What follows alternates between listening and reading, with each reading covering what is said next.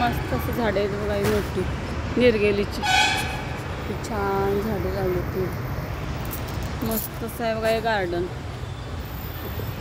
छान. शनिवार रविवारी तर लई गर्दी होते, सुट्टी असते शाळांना, म्हणजे मुलांना घेऊन येतात पहा इकडे. तिकडं भडंग वगैरे हे सगळं मस्तपैकी.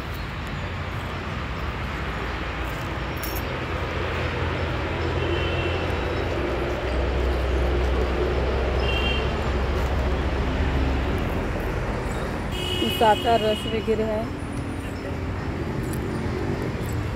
पावभाजी वगैरे ठेवले सगळं. छोटंसं हॉटेल आहे तिथं.